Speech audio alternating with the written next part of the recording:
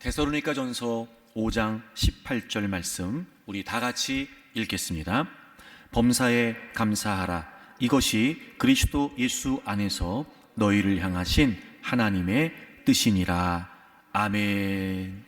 우리는 모두 살면서 실망하고 삽니다. 실망의 일들을 만나지 않는 사람은 없는 것 같습니다.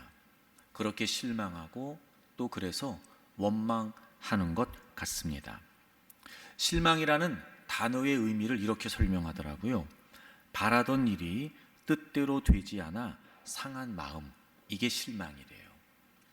그래서 우리는 사실 우리의 마음이 상했다, 여기에 이제 우리가 초점을 두고 실망하면서 또 원망하고 이제 불평하게 되거든요. 근데 초점을 좀 바꿔보면 어떨까, 이런 생각이 들었어요. 그러니까 왜 마음이 상하게 된 거냐면 바라던 일이 뜻대로 되지 않은 거예요. 그러니까 상했다, 여기에 초점을 두지 말고 바라던 일, 여기에 초점을 두면 우리가 좀 생각을 전환할 수 있는 겁니다. 여러분 보세요. 우리가 바라던 일이 뜻대로 이루어지지 않아서 마음이 상했어요. 그게 실망이고 원망이에요. 자, 그럼 여러분, 실망의 원인이 외부에 있는 거예요? 내부에 있는 거예요? 그렇죠. 실망의 원인이 타인에게 있는 게 아니고 나에게 있는 거죠. 내가 바랬던 대로 되지 않아서 실망하는 거거든요. 그래서 그 생각을 바꾸면, 예를 들어 내가 달라지면, 혹은 내가 바라던 일이 달라지면 사실 실망하지 않을 수 있다. 여러분, 실망하지 않으면 원망하지 않게 되는 거예요. 실망하지 않으면 원망 대신 감사할 수 있는 거죠. 여러분, 올 한 해 실망스러운 많은 일들을 겪으셨을 텐데 여러분은 원망하며 사셨습니까? 그래도 감사하며 사셨습니까? 여러분, 올 한 해 살면서 원망이 더 많았습니까? 감사가 더 많았습니까? 한 해를 마무리하는 마지막 주일에 과연 우리가 그리스도인으로서 가장 합당한 고백은 무엇일까?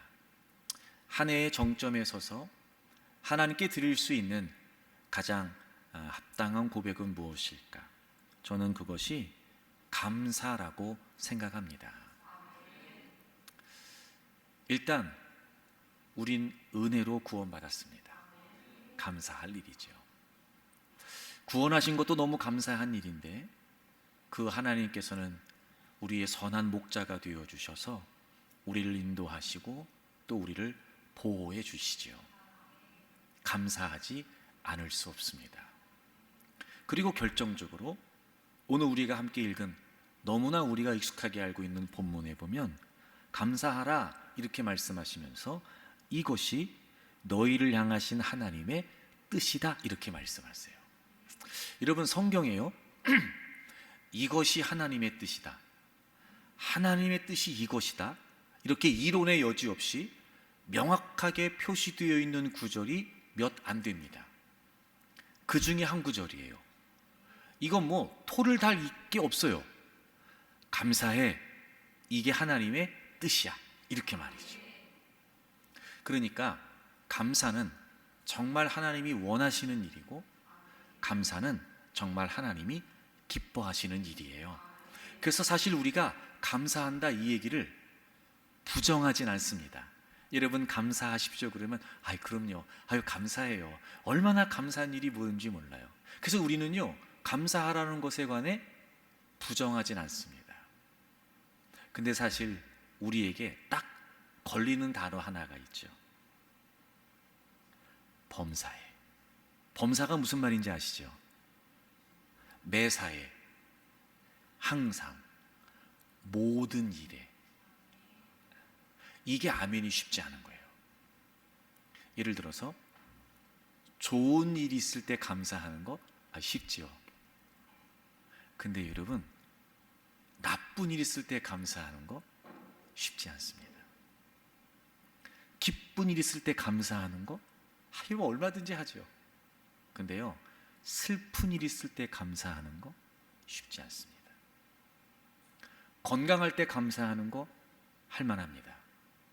근데 큰 질병에 걸렸을 때 감사하는 거 웬만해선 어렵습니다.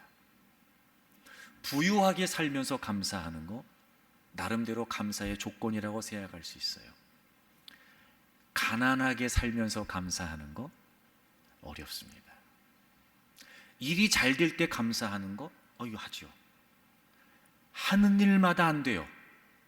근데 감사하는 거 어렵습니다. 그래서 우리는 반문하지 않을 수 없습니다. 범사에. 근데 오늘 성경은 범사에 이렇게 가르치고 있단 말이에요. 저는 하나님이 성경을 통해 우리에게 주는 모든 명령이 단순히 억지로 어거지로 해 이런 뉘앙스라고 생각하진 않아요. 우리를 너무도 사랑하신 하나님께서 말씀하시고 명령하신 건 할 수 있어. 저는 이런 뉘앙스라고 믿어요. 그러니까 적어도 하나님께서 우리에게 범사에 감사하라 라고 말씀하신 건 억지로 어거지로 그냥 막 감사해라 이 말씀이 아니고 할 수 있다는 말씀인 거예요. 그럼 이제 우리는 궁금해야 돼요. 아니 아무리 생각해도 이건 불가능할 것 같은데 어떻게 우리가 범사에 감사할 수 있겠냐는 거죠.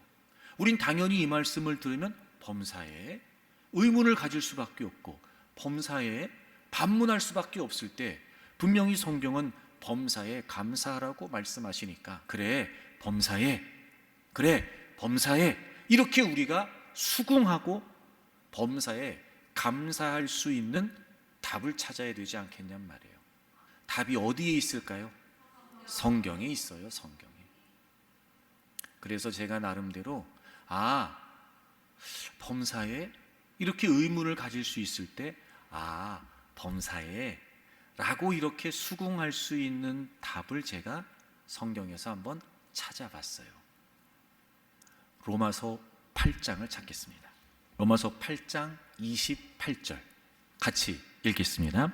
우리가 알거니와 하나님을 사랑하는 자 곧 그의 뜻대로 부르심을 입은 자들에게는 모든 것이 합력하여 선을 이루느니라. 아멘. 자, 여러분 모두 하나님의 부르심을 받았어요. 그렇죠? 여러분 모두 하나님의 백성 됐어요. 하나님의 부르심을 입은 자들에게는 모든 것이 합력하여 선을 이룬대요. 자, 여러분 먼저 저를 보세요. 일단 자, 좋은 일이래요. 자, 감사할 수 있어요, 없어요? 있지요. 자, 선한 일이래요. 자, 감사할 수 있어요, 없어요? 있어요. 분명히 있어요. 오늘 성경이 우리에게 약속을 해요. 하나님의 백성들 모든 것이 합력하여 선을 이룬다는 거예요. 범사에 이렇게 의문을 가질 수 있을 때 그래 범사에 라고 이렇게 수긍할 수 있는 첫 번째, 결국 선한 일이 되게 하세요. 로마서 8장 28절에 있는 이 모든 것이라고 하는 이 표현은 우리가 겪는 모든 일들을 말합니다. 우리의 삶에 있는 모든 요소들. 그러니까 이건 뭐 좋은 일도 있을 수 있지만 안 좋은 일도 있을 수 있겠죠. 또 기쁜 일도 있을 수 있지만 슬픈 일도 있을 수 있을 거예요. 때로는 당장 좋은지 나쁜지 모르는 일도 있을 수 있죠. 어쨌든 하나님의 자녀들이 이 땅에 살면서 겪는 모든 일들, 하나도 빠짐없이 모든 일들, 그게 바로 모든 것 이런 표현이에요. 그 모든 것이 합력한대요. 여러분이 합력이라는 단어는 이런 뜻이에요. 함께 일한다, 함께 역사한다. 여러분 좀 여러분의 이해를 돕기 위해 알기 쉽게 설명하면 이런 뜻이에요. 버무려진다. 그래서 마침내 결국 뭐가 된대요? 선한 일이 된대요. 자, 보세요. 아까 여러분 분명히 대답하셨어요. 자, 좋은 일이에요. 그럼 감사할 수 있다고요? 없다고요? 있다고요. 근데 문제가 뭐냐? 우리는 우리가 겪는 모든 일들이 그냥 그때 그 일이에요. 우리에게는. 그래서 어떤 일을 딱 겪으면 그때 그 시점에서 그 상황에서 혹은 그 형편에서, 그래서 좋으면 좋은 거고 우린 나쁘면 나쁜 거고 그걸로 끝이에요. 근데 하나님께서 하나님의 자녀들을 이끌어 가시는 삶의 방식은 결국 우리의 인생의 그림은 선이에요. 결국 우리의 인생의 그림은 좋은 일이에요. 그리고 하나님은 우리가 겪는 모든 일들을 마치 퍼즐 조각 맞추듯이 하나하나 퍼즐을 맞춰가세요. 그래서 결국 선한 일이 되게 하신다는 거예요.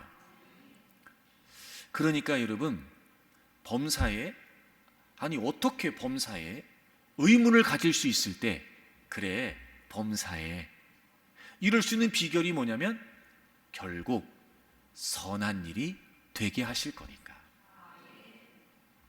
지금 당장은 슬픈 일이에요. 근데 여러분, 우린 이 말씀을 믿잖아요. 하나님이 어떻게 하신대요? 선한 일이 되게 하신대요. 그럼 지금은 슬퍼도 결국 선한 일이 될 거니까. 아니 여러분, 선함은 감사할 수 있다고요, 없다고요? 있다고요. 그러니까 우리는 뭐 할 수 있어요? 감사할 수 있어요. 왜요? 결국 선한 일이 되게 하실 거니까 그래요. 그래서 우리가 모든 상황에서, 모든 겪는 일 속에서 감사할 수 있는 비결이 뭐냐? 한 가지는 확실해요. 결국 선한 일이 되게 하신다는 거예요. 지금 여러분이 어떤 상황 가운데 있는지 모르지만, 또 올 한 해 여러분이 살면서 겪었던 일들이 참 많았을 거예요. 아직 해결되지 않은 일도 있을 거고, 아직 정리되지 않은 일들도 있을 거고, 아직 결론이 나지 않은 일도 있을 거예요. 그래서 그것 때문에 염려하고 고민하고, 때로는 여전히 그것 때문에 슬프고, 여전히 그것 때문에 아프고, 그렇잖아요. 그래서 우리는 감사할 수 없다는 거예요. 근데 그렇지 않아요, 여러분. 결국 여러분의 인생을 이끌어 가시는 하나님의 그림의 그림은 뭐예요? 선, 좋은 일이에요. 결국 좋은 일이 되게 하신단 말이죠. 그러니까 그 하나님을 기대하면서 감사하세요. 이런 거지. 하나님, 지금 너무 힘들어요. 근데 결국 선한 일이 되게 하신다고 했죠. 그래서 하나님, 힘들어도 감사할게요. 감사할게요. 하나님, 지금 너무 아파요. 근데 결국 선한 일이 되게 하신다고 약속하셨죠. 너무 아픈데요. 그래서 정말 감사가 쉽지 않은데요. 그래도 저 한번 감사해 볼게요. 하나님, 감사합니다. 그런 걸 보면 여러분, 감사는요, 진짜 믿음이에요. 특히나 여러분, 우리가 여기에서 결국 선한 일이 되게 하신다라고 말할 때 이 의미를 정확히 알아야 돼요. 자, 선한 일이 되게 하신다는 게 무슨 의미일까? 여러분, 그 앞에 27절을 보세요. 26절부터 기도에 관한 이야기가 나오고, 내용은 뭐냐면 성령님께서 우리의 기도를 도우신다는 거잖아요. 27절을 보세요. 마음을 살피시는 이가 성령님의 생각을 아시나니. 여러분, 여기 생각이라고 번역된 단어는 의도예요. 그러니까 우리의 기도를 도우시는 성령님의 의도, 그게 뭐예요? 이는 성령님께서 하나님의 뜻대로 성도를 위하여 간구하심이니라. 여러분, 제가 설명드린 적 있는데 기억하시는 분 있을 거예요. 여기에서 간구한다라고 하는 이 말은 우리가 보통 사용하는 구한다 이 말이 아니고, 영어의 intercede, 중재한다 이 말이라고 그랬잖아요. 그러니까 성령님께서 우리의 기도를 도우세요. 자, 우리가 원하는 게 있어요. 우리가 바라는 게 있어요. 그래서 우리는 기도를 하지요. 근데 우리의 기도를 도우시는 성령님의 의도가 뭐냐면, 우리와 하나님 사이에서 우리의 기도가 하나님의 뜻이 되도록 우리의 기도를 이끌어 가시겠다는 거예요. 그리고 마침내 우리 성경에 빠져 있는데 원문에는 그래서라고 번역이 가능한 접속사가 있어요.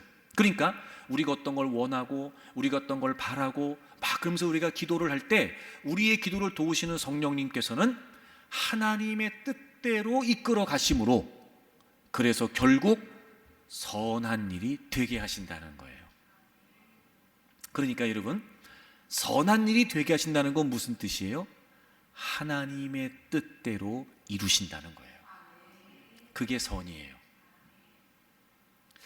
결국 좋은 일이 된다는 건 세상에서 말하는 것처럼 아유 지금 그 일이 어떻게 될지 알아, 아유 그냥 좋은 일이 될 거고 잘 될 거야, 단순히 이런 차원이 아니에요.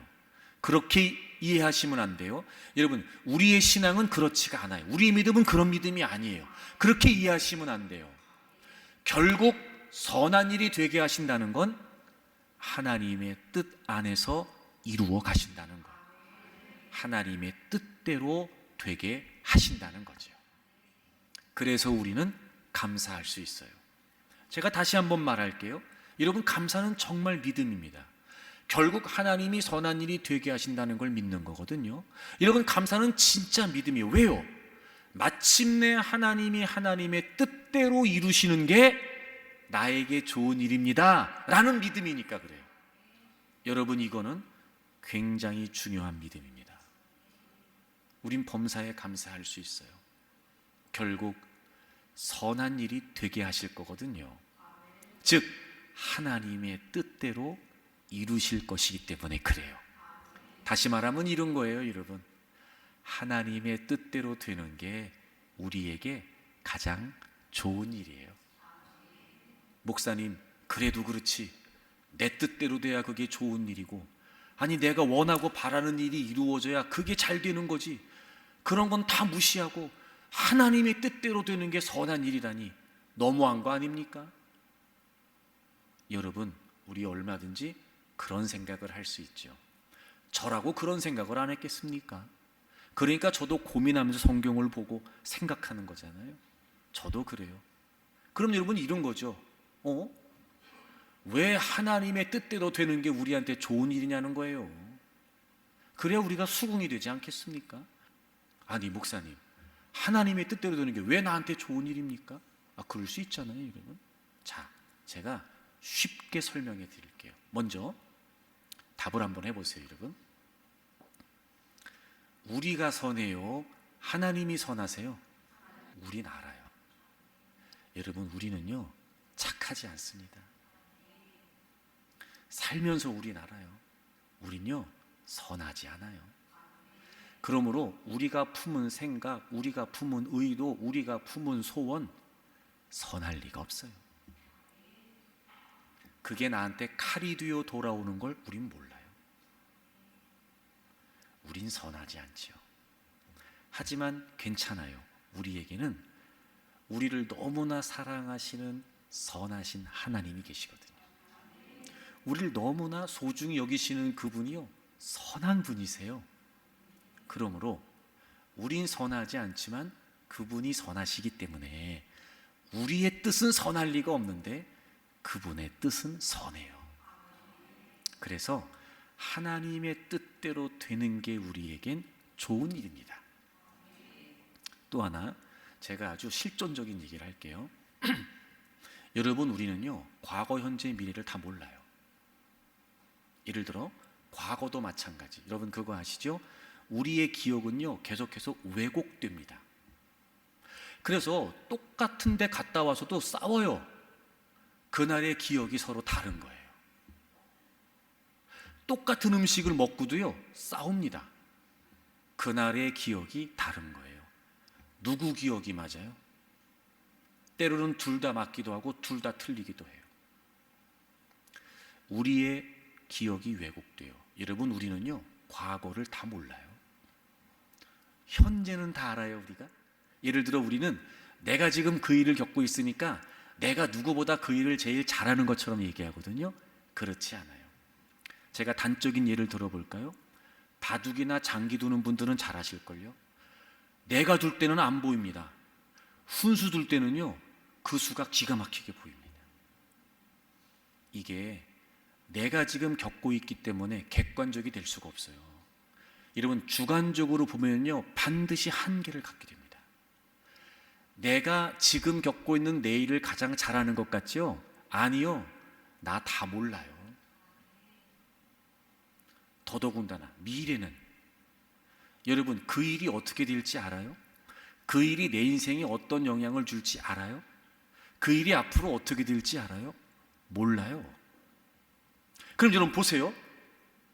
우리는 우리의 과거, 현재, 미래를 제대로 아는 게 없어요. 근데 우리 뜻대로 되면 어떻겠어요? 여러분, 더 복잡해집니다. 더 복잡해진다니까요. 근데 우리의 과거, 현재, 미래를 아시는 분이 있어요. 하나님은 아세요. 그럼 여러분, 우리 뜻대로 되는 게 좋은 일이겠어요? 하나님 뜻대로 되는 게 좋은 일이겠어요? 그러니까 우리의 과거, 현재, 미래를 아무것도 모르는 우리가 원하는 대로 되는 게 좋겠어요? 우리의 과거, 현재, 미래를 다 아시는 그분의 뜻대로 되는 게 좋은 일이겠어요? 말하면 뭐 하겠어요? 여러분, 하나님의 뜻대로 되는 게 우리에게 가장 좋은 일입니다. 그래서 우리는 범사에 이렇게 의문을 품을 때, 그래, 범사에. 왜? 하나님은 결국 모든 일이 선한 일이 되게 하실 거니까. 즉, 때로는 내가 원하는 대로 되지 않을 수 있고, 때로는 내가 기대했던 대로 되지 않을 수 있으나, 우린 하나님을 알아요. 우리를 너무나 사랑하시는 그분께서는 선하신 분이시고, 게다가 나보다 나를 더 잘 알고 계시는 그분께서 선하신 뜻을 따라 우리를 이끌어가고 계시니까, 아, 그래, 결국 하나님의 뜻 안에서 선한 일이 되게 하실 거야. 그러니까 우리는 감사하는 거예요. 그래서 여러분, 정말 신앙생활을 잘하려면 신앙생활은 조건이 아니라 해석이에요.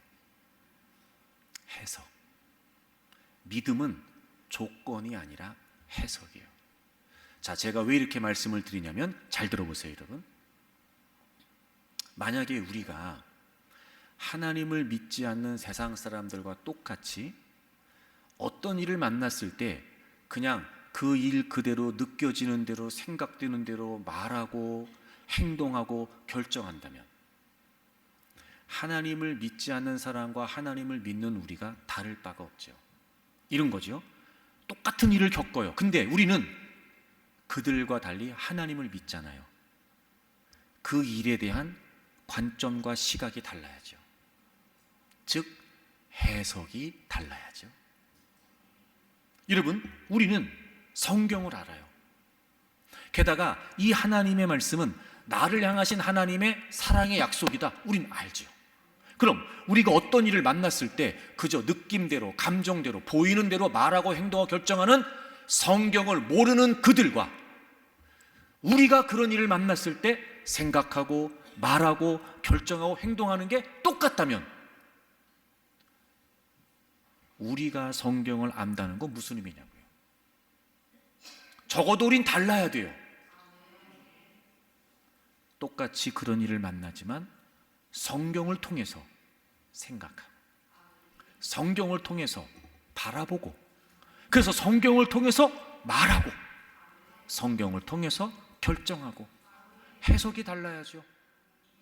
누가 봐도 지금 당장 감사할 수 없는 일이에요. 아, 이 일 어떻게 감사해? 누군가 그렇게 말할 때 우린 선하신 하나님을 믿고 있고, 이 하나님의 말씀 안에 선하신 그분의 뜻이 담겨 있다는 걸 우리가 믿는다면 생각해야죠. 그래, 맞아, 하나님은 선한 분이셔. 지금 당장은 내가 다 감사할 수 없는 일이고 다 기뻐할 수 없는 일일 수 있어. 하지만 나의 하나님은 선한 하나님이셔. 그분의 선하신 뜻대로 분명히 내 삶을 이끌어 가실 거야. 누군가는 원망할 때 그는 원망 대신 감사하고, 누군가는 불평할 때 그는 불평 대신 찬양하고, 누군가는 한숨 쉴 때 그는 한숨 대신 기도하고. 여러분, 다르죠, 여러분. 해석. 그러니까 범사에 감사가 가능한 거예요. 근데 하나님을 믿는다고 말하고 하나님의 말씀을 안다고 말하면서도 그냥 본능적으로, 감각적으로, 즉흥적으로 말하고 행동하고 결정하고 그렇게 원망과 불평을 쏟아내면서 우리 연약함을 부정할 수 없지만 과연 그걸 여러분 신앙이라고 말할 수 있을까? 적어도 예수님을 믿은 시간이 얼마 되지 않아 어떤 그런 성경적인 깊이나 은혜의 경험이 적어 그런 일에도 그렇게 원망하고 불평할 수 있다고 말할 수는 있지만 교회를 출입한 횟수가 있고 믿음으로 살아온 연수가 있는데 그저 그렇게만 말하고 결정하고 행동한다면 과연 그걸 신앙이라고 말할 수 있겠냐는 거예요. 사랑하는 교우 여러분, 범사에 감사할 수 있습니다. 결국 선한 일이 되게 하실 거거든요. 결국 하나님의 뜻 안에서 우리에게 가장 좋은 일이 되게 하실 거거든요. 하나님의 때가 가장 적절한 때요. 하나님의 방법이 가장 적합한 방법이 되어서 결국 우리가 겪는 모든 일들이 선한 일이 되게 하신다는 거예요. 여러분의 이해를 좀 더 돕기 위해 제가 한번 이렇게 설명해 볼게요. 이렇게 요리 같은 거 하시는 분들 잘 아실 거예요. 예를 들어 김치를 담근다. 그럼 벌써 머릿속에 어떤 재료가 필요하지? 어떻게 다듬어야 되고 어떤 순서로 또 집어넣는 것도 다르더만 여러분. 뭘 먼저 넣고 뭘 나중에 넣고. 그리고 벌써 그 머릿속에 아주 맛깔스럽게 만들어진 김치 한 통이 딱 그려져 있는 거죠. 근데 이 요리를 모르는 사람은요, 재료만 봐서는 뭔지 모릅니다. 이게 뭐가 될지. 이 요리를 안 해본 사람은요, 재료만 보고서 그게 왜 필요한지도 모릅니다. 뭐 그거 하나 없으면 어때? 야, 이게 왜 필요해? 이건 별거 아닌데? 누군가 그렇게 말할 수 있을 때 맛깔스러운 김치를 담아본 사람들은 이미 그 재료들이 어떻게 쓰여질지가 눈에 훤한 거예요. 우리가 그렇지 않냔 말이에요. 우린 우리 인생에 대해서 몰라요. 그래서 우리가 보기엔 그건 안 필요한 것 같아. 근데요, 어떤 요리에 그게 없으면 그 맛이 안 단다네요, 여러분. 우리가 보기에는 이게 꼭 필요할 것 같아. 근데 여러분, 요리해본 분들은 알아요. 그거 들어가면 맛이 배리는 거예요. 하나님이 그러신 거예요. 우리 인생을 몰라요. 근데 하나님은요, 우리 인생을 다 알고 계시죠. 그래서 우리는 그게 들어가면 우리 인생의 맛을 배려. 근데 자꾸 고집하는 거예요, 우리가. 그래서 하나님이, 야, 그거 넣으면 맛없어. 야, 그거 넣으면 너 인생 맛이 써진다니까. 안 돼. 그리고 하나님이 안 주시는 거예요. 그리고 하나님은 우리 인생의 맛을 맛깔스럽게 내시려고 진짜 맛의 키, 그걸 하나님이 우리 인생에 넣어주시는 거죠. 우린 당장 몰라요. 그리고 당장 그 맛이 그 속에서 어떻게 버무려져서 어떤 맛이 될지 우린 몰라요. 근데 우리 인생을 다 알고 계신 하나님은 그 재료를 집어넣으셔서 가장 좋은 맛을 지금 내고 계시는 거예요. 그 생각하면 여러분 이제 범사에 감사할 수 있죠.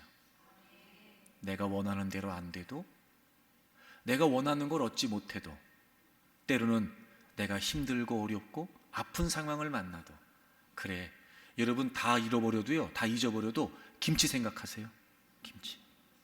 그래, 맞다. 하나님은 맛깔스러운 인생을 만들어 주실 거야.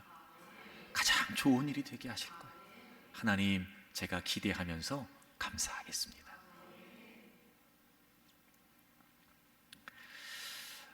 사사기는 순환적인 구조로 전개가 됩니다. 여러분 뭐 잘 아시겠지만 이스라엘 백성들이 하나님을 등지고 하나님의 뜻대로 살지 않고 우상 숭배를 하죠. 그럼 하나님께서 그 주변의 이방 족속들을 통해서 이스라엘 백성들을 징계하세요. 괴롭게 하시고 힘들게 하시고, 그럼 그런 세월을 보내면서 이스라엘 백성들이 아이고 하나님 잘못했습니다, 아이고 하나님 우리가 잘못했어요. 그럼 하나님께서 어떻게 하세요? 사사를 한 사람 세우시죠. 그래서 이스라엘 백성들을 그 어려운 가운데서 구원해 주세요. 그럼 또 이제 태평성대를 보내요. 그럼 또 이제 본병이 도져요. 또 이제 그래가지고 또 막 좋은 세월을 보내면서 하나님 다 까먹고, 그리고 또 막 범죄하고 막 우상 숭배하면서 막 그렇게 살아요. 그럼 또 어떻게 하세요? 하나님이 또 주변의 이방 국가들을 통해서 그 이스라엘 백성들을 괴롭게 하세요. 괴로운 시간을 보내면서 아이고 하나님 이제 다 깨닫습니다, 또 우리가 잘못했네요, 하나님 우리 좀 도와주세요. 그럼 어떻게 하세요? 하나님이 또 사사를 세우세요. 그리고 그들을 건져주시죠. 이렇게 이 이야기가 계속해서 반복돼요. 이렇게 계속 순환적인 구조로. 근데 여러분, 이 사사기가요 그냥 순환되지 않습니다. 이 순환 구조가 점점 하향 구조를 가지게 됩니다. 쉽게 말하면 그런 이스라엘 백성들은 점점 타락하죠. 그래서 사사기 말미 19장부터 보여주는 사건이 하나 있어요. 레위인과 그의 첩 이야기 말입니다. 일단 레위인이 첩을 뒀다는 것 자체가 사실은 타락이죠. 이 레위인의 첩이 간음을 저지르고 쉽게 말하면 친정 아버지 집으로 도망칩니다. 이 레위인이 그 첩을 데리러 가죠. 데리고 돌아오는 길에 베냐민 사람들이 있었던 기브아 지역에 머무르게 되는데 불량배들이 나타나서 그 레위인의 첩을 밤새도록 겁탈합니다. 강제로 했다는 표현입니다. 그리고 아침에 동이 트고 이 레위인의 첩이 죽게 됩니다.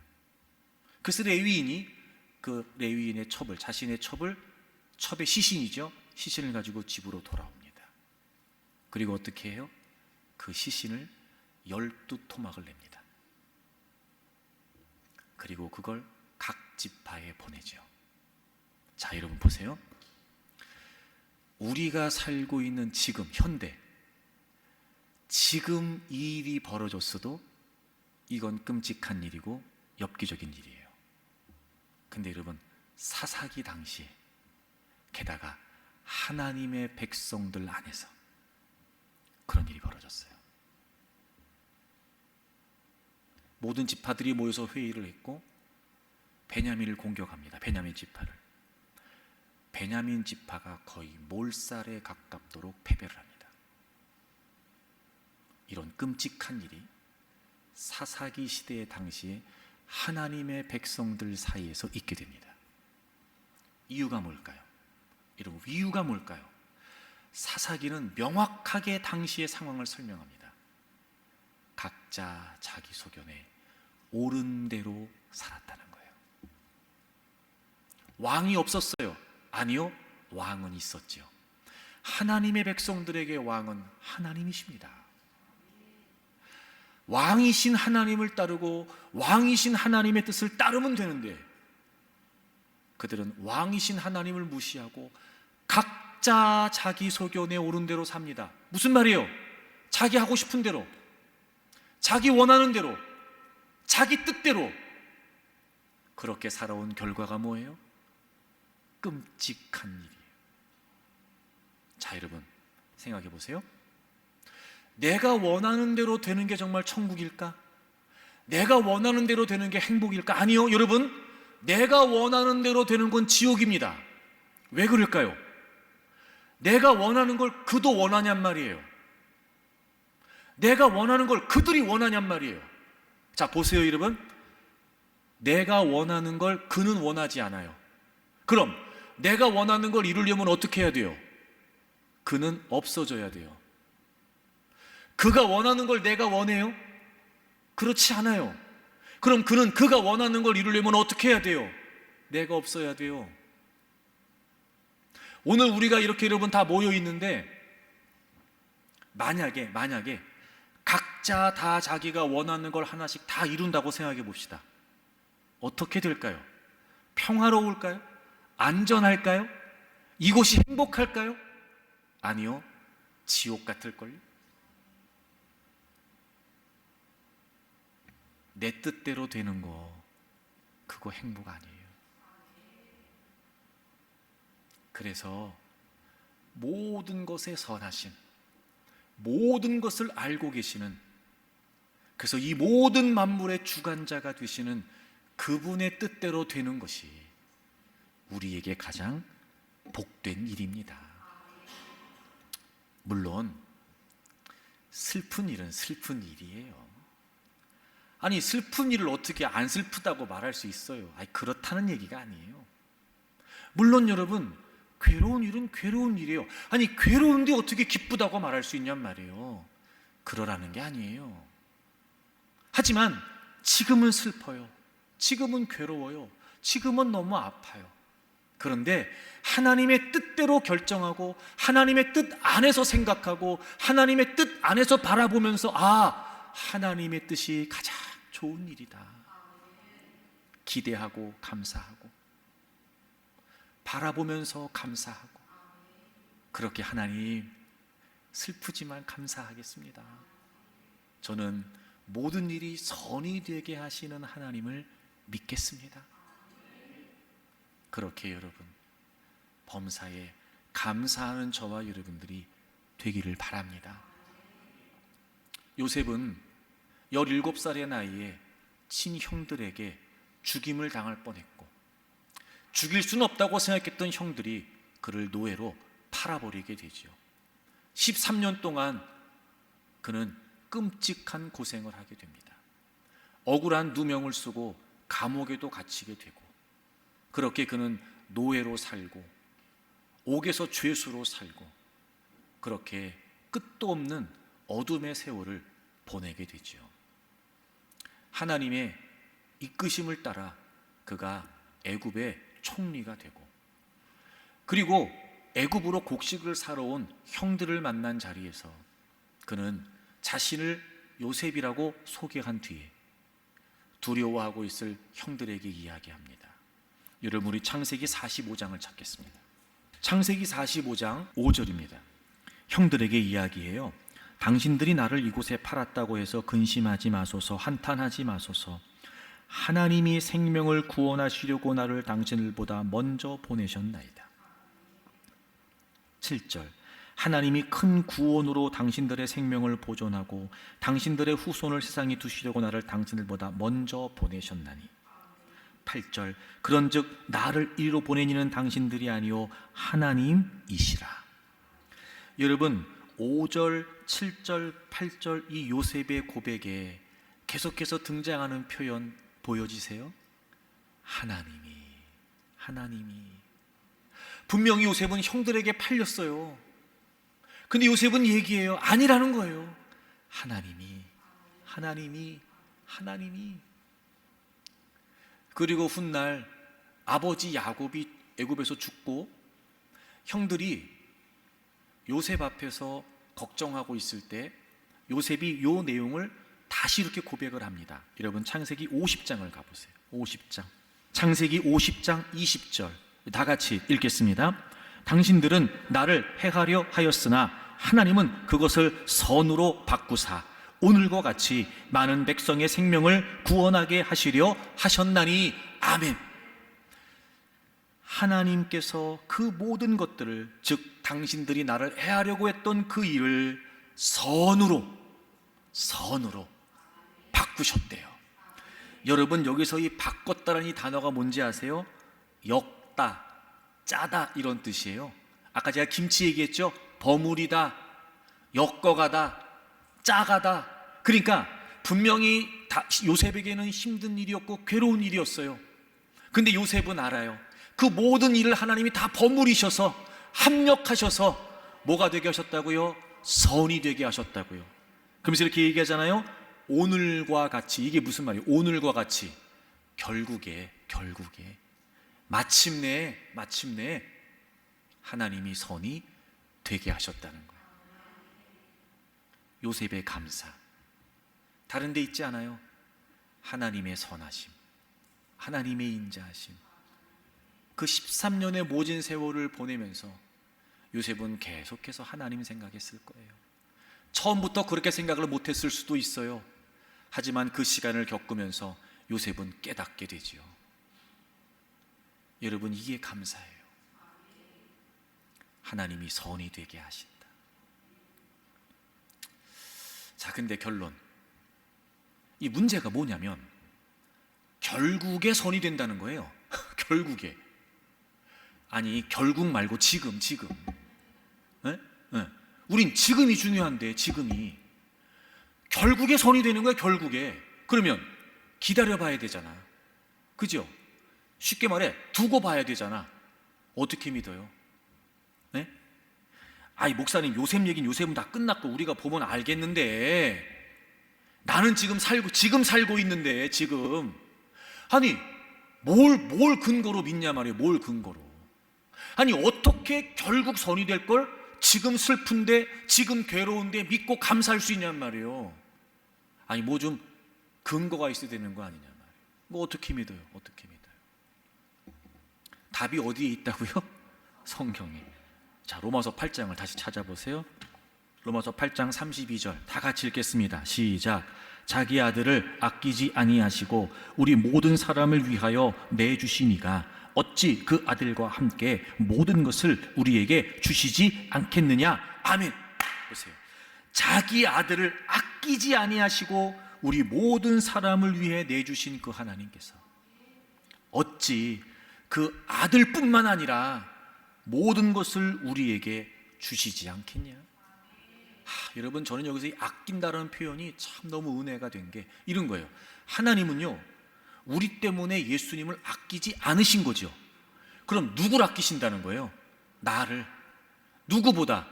예수님보다. 와, 여러분, 말도 안 되죠. 말도 안 되죠. 하나님이요, 예수님은 아끼지 않으시고 우리를 아껴주신 거예요. 이런 거죠. 나를 정말 못 믿겠냐? 내가 얘기해 줄게. 나는 너네들이 너무 소중한 나머지 내 아들도 외면했다. 나 믿어. 내가 선한 일이 되게 한다니까. 내가 복된 일이 되게 한다니까. 내가 이렇게 너희를 건졌잖아. 내가 이렇게 너희들을 용서했고, 내가 이렇게 너희들을 사랑하잖아. 난 너희들만 아낀다. 믿어봐. 그 말씀 아닐까요?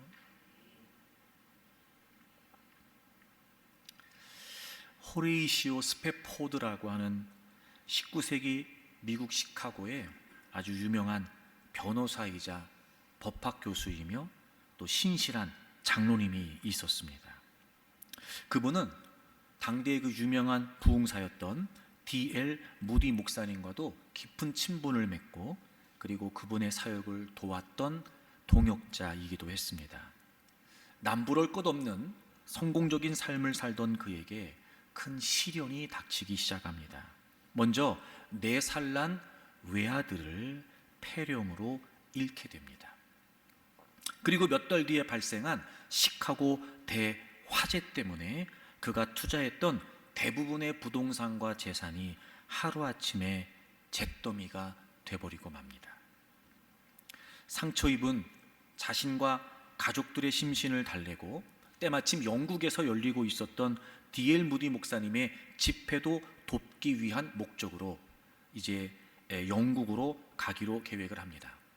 출발 직전 급한 업무가 생겨서 본인은 동행하지 못하고 아내와 4딸을 먼저 배에 태워 보내게 됩니다. 그런데 그 배가 대서양 한가운데를 항해하고 있을 때 끔찍한 사고가 발생합니다.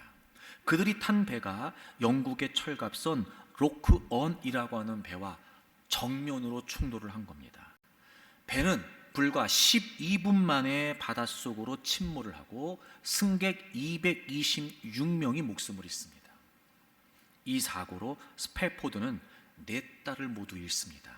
물론 극적으로 아내는 떠올라서 구조가 되었다고 합니다.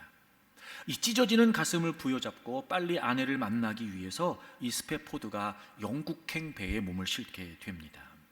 며칠을 항해하면서 대서양 한가운데에 이르게 되죠.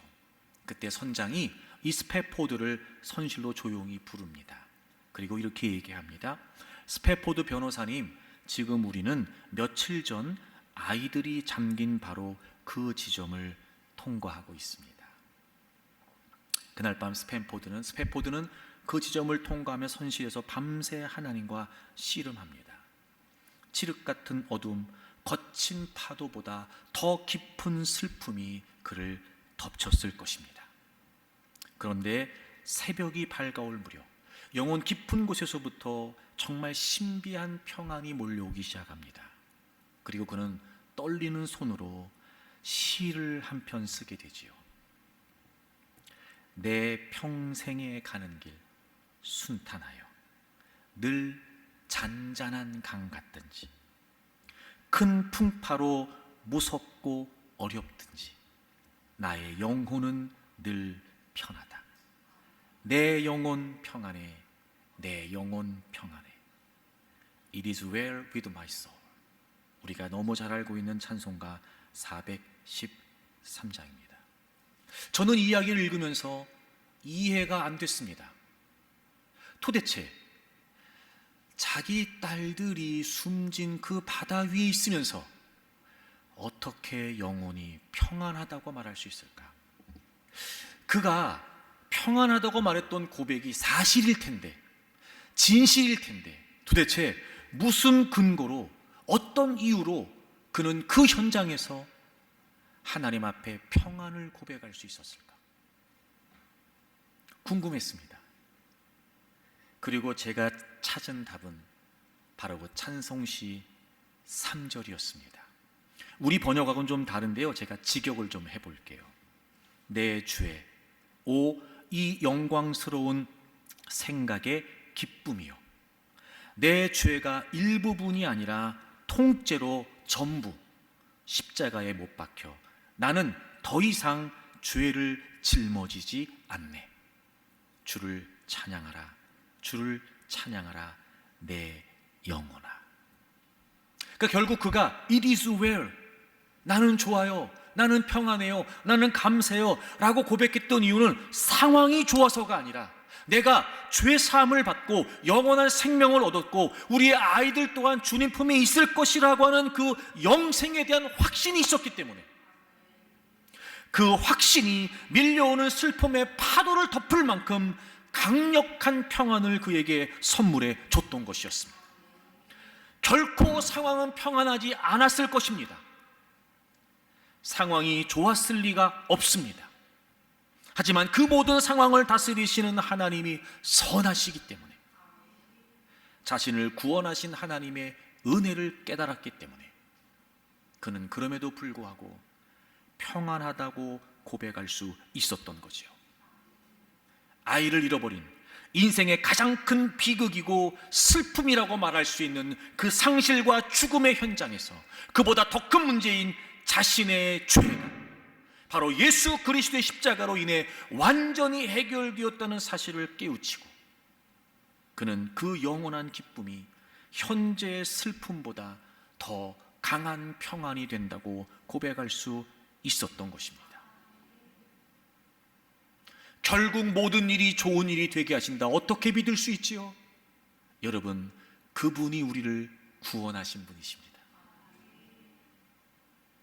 우리는 이 소망을 가질 수 있죠. 우리는 이 확신을 가질 수 있습니다. 그러므로 우리는 범사에 감사할 수 있습니다. 사랑하는 교우 여러분, 얼마 남지 않은 올 한 해를 이렇게 더듬어 보면서 원망하고 불평이 될 만한 일도 있었을 것이고, 또 여전히 우리를 괴롭고 무겁게 하는 문제가 있을 겁니다. 하지만 여러분, 감사하십시오. 결국 모든 일이 선한 일이 되게 하실 그 하나님 아버지를 기대하면서 감사하는 저와 여러분들이 되기를 바랍니다.